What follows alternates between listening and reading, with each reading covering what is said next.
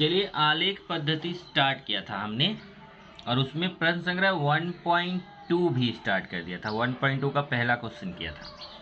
अगर आपको ध्यान हो और आप चेक करें अपने नोटबुक में तो आलेख पद्धति से समीकरण हल करना, जिसमें कुछ पॉइंट्स आपको लिखाए गए थे। और पहला पॉइंट ये था कि दिए गए दो समीकरणों के लिए अलग अलग दो सारणी तैयार करो। मतलब अगर दो समीकरण दिए गए हैं तो उन दो समीकरणों के लिए अलग अलग दो सारणी तैयार करना है। ये पहला पॉइंट है। जैसे यहाँ देखिए आपको ये दो समीकरण दिए गए हैं तो पहले समीकरण के लिए एक सारणी तैयार की गई है, दूसरे समीकरण के लिए दूसरी सारणी तैयार की गई है। जो दो समीकरणों के लिए दो सारणी तैयार करना है। दूसरा पॉइंट था कि सारणी में किसी एक चरांक का मान स्वयं से लेकर दूसरे चरांक का मान ज्ञात करो। अब जैसे देखो कोई भी समीकरण है वो हमेशा x और y में है, तो वहाँ दो चरांक है, एक चरांक x है, दूसरा चरांक y है। तो एक चरांक का मान अगर आप रख रहे हो, अगर x का मान रख रहे हो इस समीकरण में, तो x का मान आप अपने मन से ले रहे हो तो आपको y का मान निकालना पड़ेगा। और अगर आप y का मान अपने मन से ले रहे हो तो आपको x का मान निकालना पड़ेगा। मतलब दोनों जो दो चरांक है उसमें से केवल एक ही चरांक का मान आप अपने मन से ले सकते हो। x का मान अपने मन से लोगे तो y का अपने मन से नहीं ले सकते, y का आपको निकालना पड़ेगा। और अगर आप y का मान अपने मन से लेते हो तो फिर x का मान आपको निकालना पड़ेगा। एक चरांक का मान अपने मन से लीजिए और एक का चरांक का मान यहाँ से निकालिए। तो वही यहाँ पे लिखा है कि सारणी में किसी एक चरांक का मान खुद से लीजिए और दूसरे चरांक का मान ज्ञात कीजिए। इस सारणी में 4 बिंदु प्राप्त करने का प्रयास कीजिए। अभी जो सारणी बनेगी इस सारणी में आपको, जैसे यहाँ देखो 3 बिंदु प्राप्त किया गया, 1 2 3, तो आपको इसमें 4 बिंदु प्राप्त करने का प्रयास करना है। अब क्वेश्चन आता है कि 4 बिंदु क्यों प्राप्त करेंगे, तो आपका जो न्यू बुक आया हुआ है उसमें उसने ज़्यादातर हर क्वेश्चन में 4 बिंदु प्राप्त किया है, इसलिए हम 4 बिंदु प्राप्त करने की कोशिश करेंगे। क्योंकि हो सकता है उस पर अगर 2 नंबर रहा तो हाफ मार्क्स रहेगा, तो इसलिए वहाँ पे कहीं ऐसा ना हो कि हम 3 बिंदु लें और हमारा आधा मार्क्स चला जाए। उसके बाद तो कितने बिंदु प्राप्त करने का प्रयास करना है, 4 बिंदु। इस सारणी की सहायता से आलेख पर 2 रेखाएं खींचो। अब जैसे देखिए जो पहला समीकरण रहेगा, पहले समीकरण की सहायता से आपको ये जो पहला बॉक्स मिलेगा और इसी बॉक्स की सहायता से एक रेखा खींचेंगे ग्राफ पर। ऐसे दूसरा समीकरण, दूसरे समीकरण से दूसरा बॉक्स बना हुआ, इस दूसरे बॉक्स की सहायता से ग्राफ पर दूसरी रेखा खींचेंगे। तो पहले बॉक्स से पहली रेखा और दूसरे बॉक्स से दूसरी रेखा, दोनों रेखाएं आपको एक ही आलेख पेज पे खींचना है। तो आलेख पर 2 रेखाएं खींची गई, दोनों रेखाएं जिस बिंदु पर प्रतिच्छेदित करती हैं वही समीकरणों का हल होता है। अब दोनों रेखाएं जाकर के किसी न किसी बिंदु पर काटती हैं, जिस बिंदु पर काटती हैं वो उस बिंदु को ही उस समीकरण का हल कहते हैं। तो दोनों रेखाएं क्या होंगी, जिस बिंदु पर काटेंगी वही बिंदु उस समीकरण का क्या होगा, हल हो जाएगा।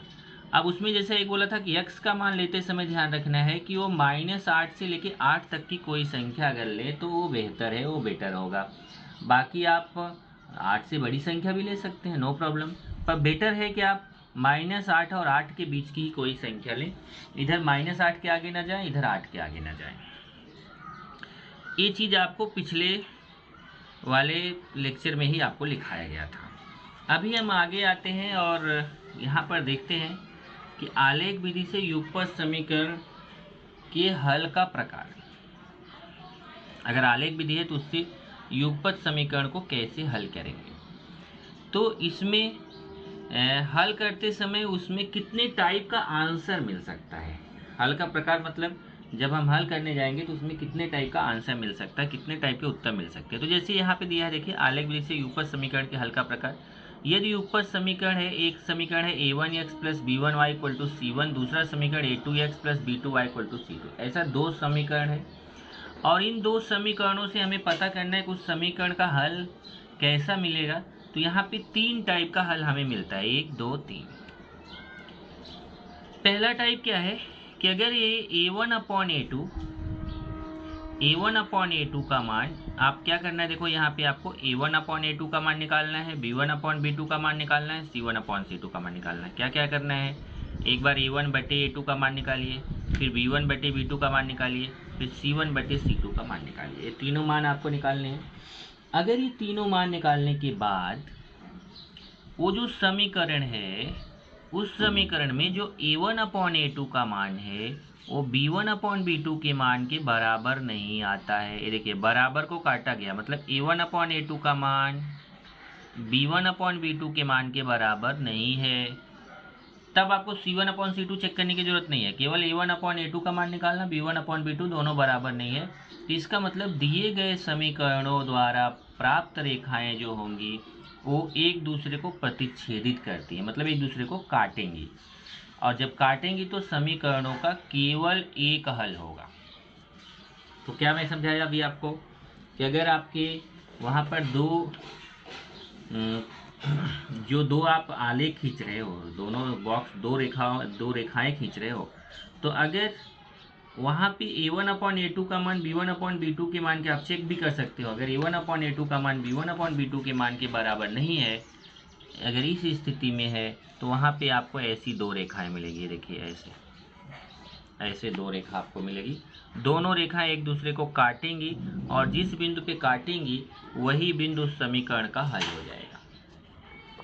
दूसरा पॉइंट क्या है?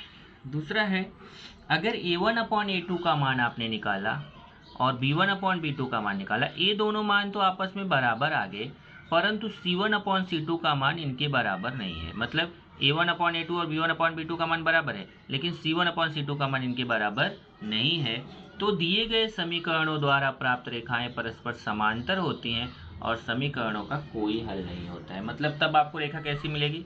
एक ऐसी रेखा मिली, इसी के समांतर दूसरी रेखा, मतलब इनके बीच हमेशा दूरी समान रहेगी। इनको आप कितना भी बढ़ाओ ये कभी काटेंगी नहीं, और जब ये कभी काटेंगी नहीं तो फिर जब काटेंगी तभी तो हल मिलेगा। जब ये काट ही नहीं रही हैं तो समीकरण का कोई हल नहीं होगा।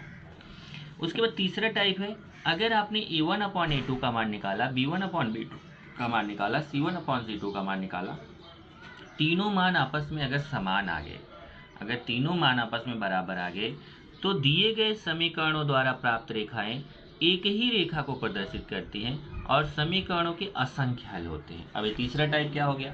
पहला टाइप तो ये हुआ दोनों एक दूसरे को काट रहे हैं, दूसरा दोनों समांतर हैं, मतलब काट ही नहीं रही हैं, और तीसरा ऐसा रहेगा कि जैसे आपने एक लाइन खींचा, पहली रेखा खींचा, तो जब आप दूसरी रेखा खींचने जाओगे तो वो भी इसी के ऊपर आएगी। पहली रेखा जो खींचा उसी के ऊपर दूसरी रेखा आ रही है, तो दोनों रेखाएं अनंत बिंदुओं पर एक दूसरे को प्रतिच्छेदित कर रही हैं। जब अनंत बिंदुओं पर प्रतिच्छेदित कर रही हैं तो इन समीकरणों का हल असंख्य होगा। तो यहाँ पे जब दोनों रेखाएं केवल एक बिंदु पर प्रतिच्छेदित कर रही हैं तो समीकरण का एक हल होगा। यहाँ जब दोनों रेखाएं समांतर हैं, मतलब एक दूसरे को काट ही नहीं रही हैं, तो समीकरणों का कोई हल नहीं होगा। और जब एक रेखा खींचा उसी के ऊपर दूसरी रेखा आ गई तो असंख्य बिंदुओं पर प्रतिच्छेदित कर रही हैं, तो समीकरणों का असंख्य हल होगा। तो तीन टाइप का हल आपको मिलता है। केवल एक हल, जिसको अद्वितीय हल भी बोलते हैं। केवल एक हल को क्या बोलते हैं? अद्वितीय हल। तो केवल एक हल मिलेगा, या फिर कोई हल नहीं मिलेगा, या फिर असंख्य हल मिलेगा। ऐसा तीन टाइप का आपको क्वेश्चन मिलता है। चलते हैं हम लोग प्रश्न संख्या 1.2 पर। और ये जो प्रोसेस आपको मैंने बताया था, इसी प्रोसेस का यूज करके जो आपको लिखाया था कि आप आलेख पद्धति से कैसे समीकरणों को हल कर सकते हैं, उसी पद्धति का यूज करके, उन्हीं पॉइंट्स का यूज करके हमें यहाँ पर आलेख बनाना शुरुआत करना है। तो ये जो आपने पॉइंट्स लिखे थे आलेख पद्धति के, ये पॉइंट्स का ध्यान रख के हम यहाँ पर आलेख बनाना शुरू करेंगे। चलिए पहला पॉइंट लेते हैं। पहला पॉइंट क्या है? पहले प्रश्न संख्या 1.2 का क्वेश्चन क्या है? प्रश्न 2। प्रश्न 1 हमने पिछले लेक्चर में किया हुआ था। अब प्रश्न 2। अब आप क्वेश्चन करोगे कि सर वो तो हमने नोटबुक में किया था। हाँ ठीक है, वो नोटबुक में किया था। अब आप आलेख पे चले आइए, आलेख पे प्रश्न संख्या 1.2 डालिए और डायरेक्ट प्रश्न 2 डालिए। प्रश्न 1 नोटबुक में रहने दीजिए, यहाँ पे प्रश्न 2 कीजिए। प्रश्न 2 निम्नलिखित युगपत समीकरण आलेख विधि से हल कीजिए। ओके, अब यहाँ पे हमें आलेख की जरूरत पड़ेगी। तो चलिए जरा मैं आपको यहाँ पर समझाता हूँ कि किस तरीके से हम इसके क्वेश्चंस कर सकते हैं।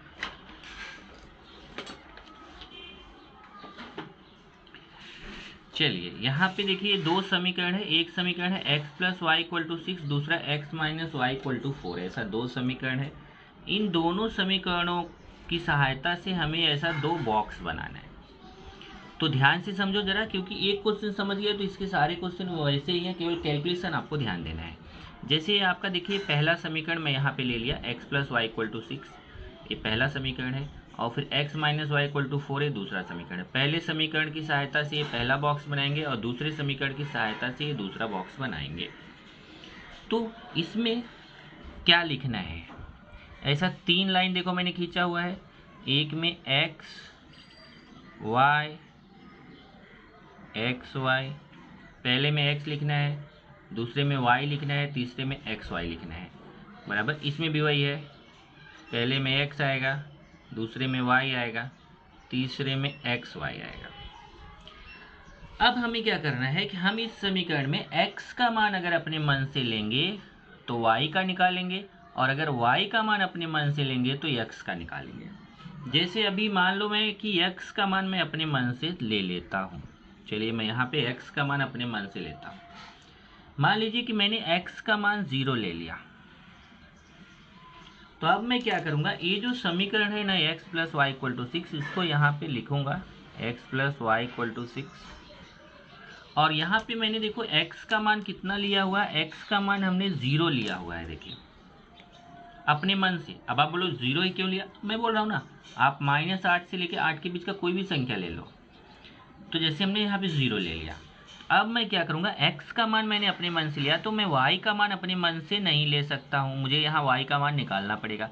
तो मैंने x का मान 0 लिया, तो मैं यहाँ x की जगह 0 लिखूँगा, 0 प्लस वाई इक्वल टू 6। देखो x का मान 0 लिख दिया, अब 0 में y जोड़ेंगे, तो 0 में y जोड़ेंगे तो कितना आएगा, y ही आएगा, y इक्वल टू 6। ये देखिए ये आपको मान मिल गया y इक्वल टू 6। मतलब जब आपने यहाँ पर x का मान 0 ले लिया तो आपको y का मान कितना मिल गया, 6। x का मान आपने अपने मन से लिया और y का निकाला, तो यहाँ पॉइंट क्या मिल गया, x का मान 0, y का 6। ऐसे ही 4 मान निकालने रहते हैं, एक हो गया, अभी 3 मान और निकालने हैं। अब मान लीजिए कि हम यहाँ पे x का मान 1 ले लिए, तो फिर से मैं यही समीकरण लिखूंगा, x plus y equal to 6। ऐसा 4 बार देखो हमें निकालना रहेगा, तो मैं चारों बार यहाँ लिख देता हूँ, x plus y equal to 6, x plus y equal to 6, 4 बार निकालना है। चलो अभी हमने x का मान 1 लिया है, x का मान हमने अपने मन से 1 लिया है, तो मैं यहाँ x की जगह 1, देखो 1 लिया, तो मुझे y का निकालना है, तो मैं यहाँ x की जगह 1 लिखूँगा, 1 प्लस वाई इक्वल टू 6। देखो x का मान 1 है तो x की जगह 1 रख दिया, 1 का उधर पक्षांतर करूँगा तो +1 उधर जाके -1 हो जाएगा, और 6 में से 1 जाएगा तो 5, y का मान 5 मिलेगा। मतलब x का मान 1 लिया तो y का मान हमें 5 मिल गया, और यहाँ एक पॉइंट और मिल गया 1,5, ये 5 है। उसके बाद फिर आगे आइए, अब मान लीजिए कि आप यहाँ 2 ले सकते हो, 3 ले सकते हो, मान लो मैंने 4 ले लिया, x का मान 4 ले लिया। अब अगर x का मान 4 ले लिया तो यहाँ पे आप x बराबर 4, तो मैं यहाँ x की जगह 4 रखूँगा, 4 प्लस वाई बराबर 6। अब 4 का उधर पक्षांतर करूँगा तो +4 है, उधर जाके -4 हो जाएगा, और 6 में से 4 गया 2, y का मान 2 आ जाएगा। तो x का मान 4 लिया तो y का मान 2 आ गया, देखिए x का मान 4 लिया तो y का मान 2 आ गया, और यहाँ पॉइंट मिल गया 4,2। अब आप सोच रहे होगे कि आप x का ही मान क्यों ले रहे हो, बार बार y का मान क्यों नहीं ले रहे हो, आप y का मान भी ले सकते हो। चलो मान लो मैं यहाँ y का मान 0 ले लिया, अब आप चाहे, ऐसा ज़रूरी नहीं है कि आप x और y दोनों लो, आप चाहे तो चारों x का ही मान ले लो, आप चाहो तो चारों y का ही मान ले लो, आप चाहे मिक्स ले लो, आपके ऊपर है, लेकिन यहाँ लिखते समय बहुत अलर्ट रहना। अब जैसे मैं y का मान 0 ले लिया तो मैं वह y वाले बॉक्स में यहाँ 0 लिख दूंगा, और ए क्यों मैं अपने मन से लिया हूँ, और यहाँ पे मैं y की जगह 0 लिखूँगा, और फिर उधर पक्षांतर करूँगा। पक्षांतर करने की जरूरत नहीं है, x में 0 जोड़ेंगे तो x आएगा, x इक्वल टू 6। तो जब y का मान 0 लिया तो x का मान 6 आ गया, और यहाँ पे पॉइंट मिल गया 6,1।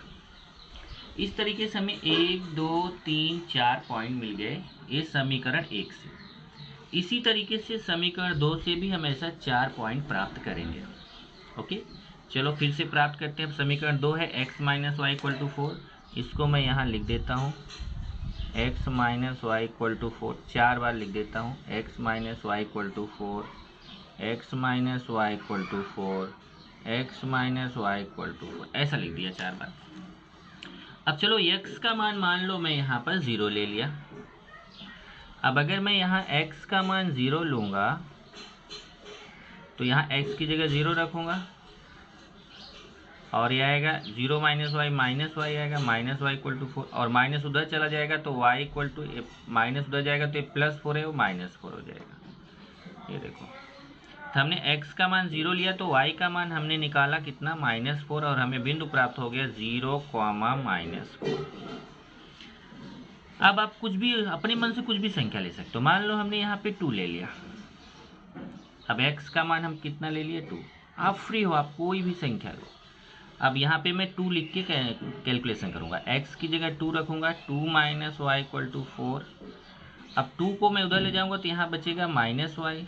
ध्यान से देखो, ये +2 है, उधर जाके -2 हो जाएगा, लेकिन यहाँ -y बचेगा। बहुत आप ज़्यादातर यही गलती करते हो। आप क्या करते हो पता है, ये 2 को उधर ले जाके माइनस तो कर देते हो, लेकिन यहाँ y लिख देते हो, जबकि यहाँ -y बचेगा।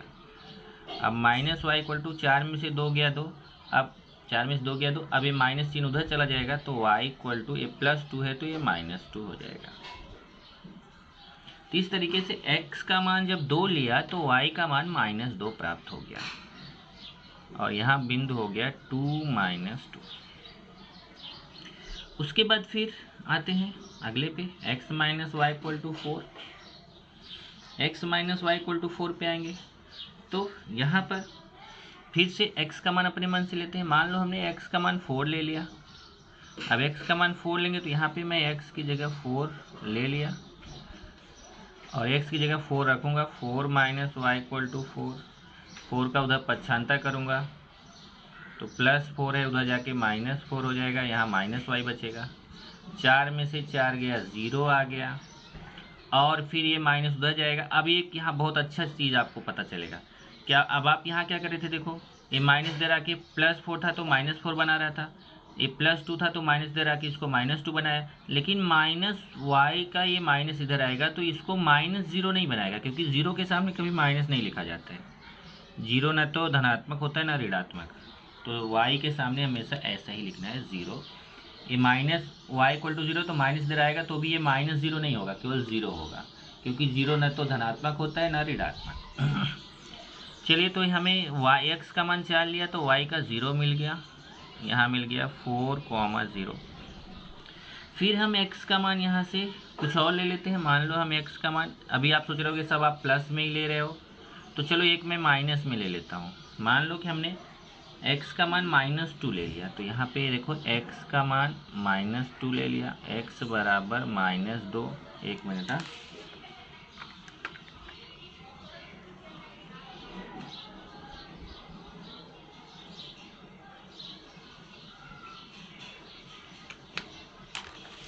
चलो x का मान अभी मैं यहाँ लिखूँगा -2।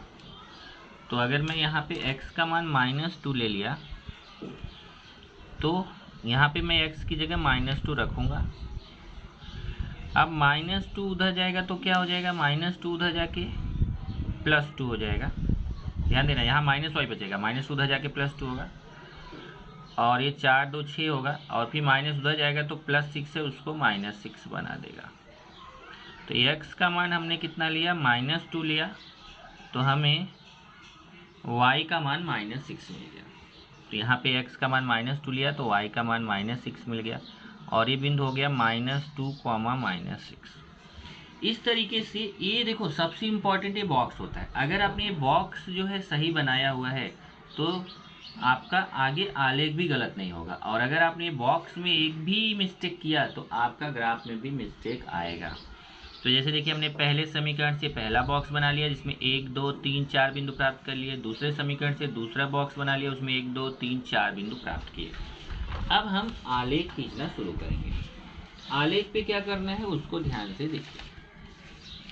आलेख पर आपको, अब आप मेरी तरह ऐसा अलग अलग पेन मत लीजिएगा, आप ऐसा ग्राफ लीजिएगा।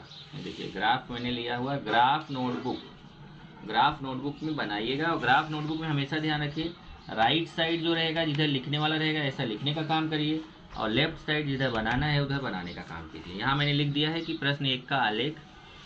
इसमें आपको क्या करना है कि पहले एक ऐसे क्षैतिज रेखा खींचिए बीच में, और यहाँ साइड में x लिखिए और इस साइड लिखिए x डैश, राइट साइड लिखिए x और लेफ्ट साइड लिखिए x डैश, और ऐसे एक ऊपर नीचे रेखा खींचिए। पेंसिल से ही करना है, ध्यान रखो यहाँ पेंसिल का ही यूज करना है। ऐसे ऊपर नीचे रेखा खींचिए और यहाँ पे ऊपर लिखिए y और नीचे लिखिए y डैश। इसको x अक्ष बोलते हैं इसलिए x x डैश लिखते हैं, इसको y अक्ष बोलते हैं इसलिए y y डैश लिखते हैं। अब उसके बाद इस पर आपको क्या करना है, ध्यान दो, ये बीच में जहाँ दोनों रेखाएं काटती हैं उसको O बोलते हैं, और इसके राइट साइड में ये संख्याएं प्लस में ली जाती हैं। और हमेशा देखो एक एक बॉक्स के अंतर पे 1 2 3 4 5 6 7 8, अगर आप इसको स्केल से नापेंगे तो 1 सेंटीमीटर रहता है। इसको स्केल से नापेंगे तो देखो 1 semi 2 semi 3 semi 4 semi 5 semi 6 semi 7 semi 8 semi. इधर भी वही हाल रहता है, 1 सेमी का, ऊपर भी वही नीचे भी वही। तो इसमें क्या करेंगे, अभी इधर प्लस में संख्या लिखना है राइट साइड, लेफ्ट साइड संख्या माइनस में लिखना है, और ध्यान रखो वो लाइन के ऊपर ही लिखना है। ऐसे इसमें y अक्ष पे ऊपर की तरफ प्लस में संख्या लेना है 1 2 3 4 5 6 7 8, और इधर माइनस में। और वो ध्यान रखो कि हमेशा यहीं से लिखना शुरू करना है, आप कहीं से यहाँ से जीरो की तरफ से देखो 1 2 3 4 5 6 7 8, इधर भी -1 -2 -3 -4 -5 -6, इधर 1 2 3 4 5 6, इधर -1 -2 -3, इस तरीके से आपको लिखना है। अब उसके बाद ये जो बिंदु है इनको प्रतिस्थापित करना है, ये बिंदुओं को। तो इसमें अगर आप देखो तो पहला बिंदु क्या है 0 6। अब 0 6 को मैं यहाँ पे प्रतिस्थापित, अब देखो मैं पेन से कर रहा हूँ जिससे आपको दिखे, पर आपको सारा काम पेंसिल से करना है। पहला बिंदु 0 6 है। 0 6 का मतलब क्या हुआ कि x पे 0 है, मतलब x पे ज़रा भी नहीं जाना है, y पे 6 पे जाना है। तो y अक्ष पे ये देखिए y अक्ष है, यहाँ पे मैं 6 पे जाऊँगा, ये हमारा हो गया 6, ये बिंदु हो गया 0,6। तो यहाँ पे मैं लिख दिया 0,6। चलिए दूसरा लेते हैं 1 5, मतलब x पे 1 के सामने जाना है, y पे 5 के सामने जाना है। चलिए 1 5, यहाँ ध्यान से समझना, x अक्ष है, यहाँ 1 के सामने जाऊँगा, और ये y अक्ष है, यहाँ 5 के सामने जाऊँगा। तो यहाँ पे देखिए मैं इधर 1 के सामने से जाऊँगा, यहाँ 5 के सामने से, 1 के सामने गया 5 के सामने, तो यहाँ बिंदु प्राप्त होगा। देख लीजिए इधर 1 के सामने गया x अक्ष पे 1 के सामने, और ये y अक्ष है वहाँ 5 के सामने, तो जा करके दोनों यहाँ पे कट करेंगे। ये बिंदु हमारा हो गया 1,5। आप चेक कर लिया करो, ऐसे x अक्ष की तरफ आएंगे तो 1 पे पहुँचेंगे, y अक्ष की तरफ जाएंगे तो 5 पर पहुँचेंगे। उसके बाद तीसरा बिंदु क्या है, तीसरा है 4 2। यहाँ पे 4 2, तो x पे 4 के सामने जाना है, y पे 2 के सामने। ये देखिए इधर 4 के सामने गए, इधर 2 के सामने, जहाँ जाके यहाँ इस बिंदु पर मिलेंगे। ये हमारा बिंदु हो गया 4,2 4 2। और नेक्स्ट है 6 0, मतलब x पे 6 लेना है, y पे जाना ही नहीं है, तो x अक्ष पे 6 लेना है। देखो ये x अक्ष है, इस पे 6 लेना है, और ये हमारा हो गया 6 0। अब ये जो 4 पॉइंट हमें मिले हैं, अगर आपने सही ढंग से, ये ध्यान से समझना, अगर आप ये जो अपना बॉक्स है इसको सही बनाया है और इसको इस बिंदु पे प्रतिस्थापित भी सही किया है, तो चारों बिंदु एक रेखा में आएंगे। जब आप ऐसे स्केल रखोगे ना, तो स्केल रखने पर ये चारों बिंदु जो है वो हमेशा एक रेखा में आएंगे, और फिर यहाँ से जाने वाली आपको रेखा खींचना है। ये देखिए चारों बिंदु एक रेखा में आ रहे हैं, तो यहाँ से आप एक ऐसे रेखा खींच दीजिए पेंसिल से। यहाँ पे रेखा पे हमेशा रेखा है तो इधर भी तीर लगा दीजिए, इधर भी तीर लगा दीजिए, और इस रेखा के ऊपर इसका समीकरण लिख दीजिए।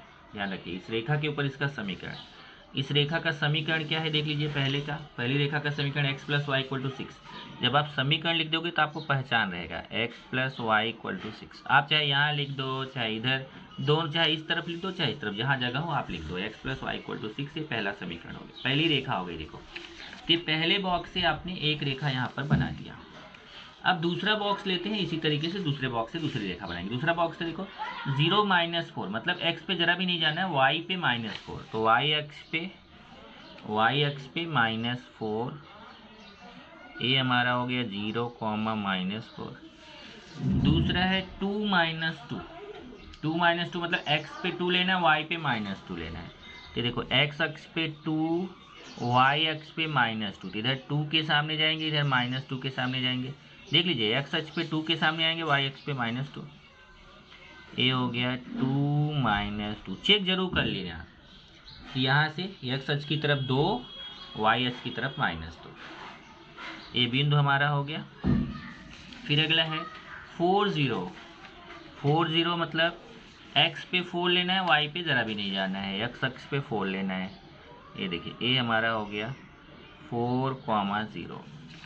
नेक्स्ट क्या है, नेक्स्ट है -2 - 6 मतलब x पे -2, y पे -6। तो देखिए x अक्ष पे -2 और y अक्ष पे -6, इधर -2 के सामने जाएंगे, इधर -6 के सामने आएंगे। ये हमारा बिंदु यहाँ मिलेगा -2 - 6। चेक जरूर कर लो, -2 है, x अक्ष की तरफ -2, ये -6 है, y अक्ष की तरफ -6। अब यहाँ पे देखो हमने 1 2 3 4 बिंदु प्रतिस्थापित कर दिए। अब ये चारों बिंदुओं से ऐसे स्केल रखेंगे, और अगर हमने बॉक्स भी सही बनाया है और आलेख पे बिंदु भी सही प्रदर्शित किया है, तो ये चारों बिंदु हमेशा एक रेखा में आएंगे। ये चारों बिंदु हमेशा कैसे आएंगे, एक रेखा में आएंगे। और यहाँ से ऐसे आप रेखा खींच दीजिए। ये देखिए हमने यहाँ पर ये दूसरी रेखा खींच दिया, और इस रेखा पर इसका समीकरण, दूसरी रेखा का समीकरण x - y = 4 है, तो यहाँ पे मैंने लिख दिया x - y = 4। अब आप देखिए पहली रेखा आपने खींचा, दूसरी रेखा खींचा, दोनों रेखाएं जा करके एक बिंदु पर यहाँ काट रही हैं। ओके, अब दोनों रेखाएं जिस बिंदु पर काट रही हैं, उस बिंदु को अगर आप देखो ध्यान से, तो ये बिंदु हमारा, इससे पहले x अक्ष की तरफ आओ, तो इससे x अक्ष की तरफ आओगे तो 5 पे पहुँचोगे, इसका मतलब x का मान 5 हो गया। और इससे y अक्ष की तरफ जाओगे तो 1 पर पहुँचोगे, y का मान 1 हो गया। तो दोनों रेखाएं देखो जहाँ पे काटती है वहाँ से पहले x अक्ष की तरफ जाओ तो 5 मिल गया, x का मान 5, और वहाँ से y अक्ष की तरफ जाओ तो 1 पे पहुँच गए, देखो y अक्ष की तरफ 1, तो y का मान 1 हो गया। दोनों रेखाएं बिंदु 5 1 पर प्रतिच्छेदित करती हैं। इसका मतलब इस समीकरण का हल हो जाएगा x = 5, y = 1, x = 5, y = 1। तो इसको अभी हम लिखेंगे, और यहाँ पे देखिए पैमाना लिखना है। पैमाना 1 सेमी बराबर 1 इकाई दोनों अक्षों पर।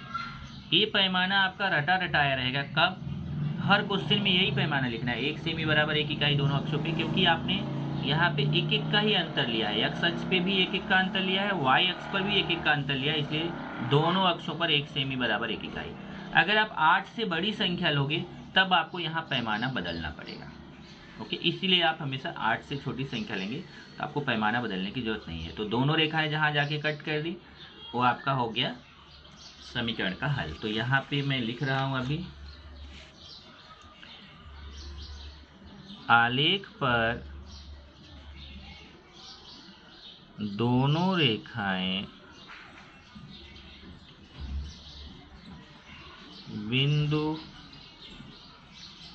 कौन से बिंदु पर, फिर से देख लीजिए, 5 1, बिंदु 5 1 पर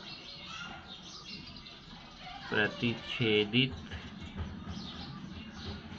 करती हैं, इसलिए दिए गए समीकरणों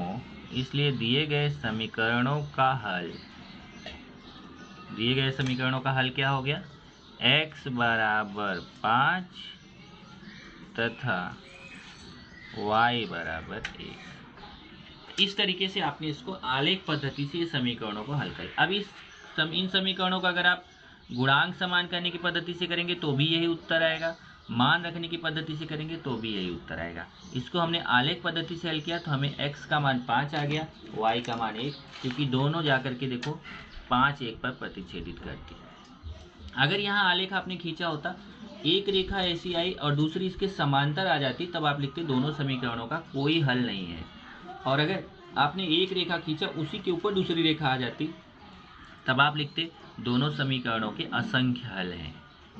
ये हमने एक क्वेश्चन किया हुआ है। अब ऐसे ही आगे के क्वेश्चंस भी आपको करने हैं।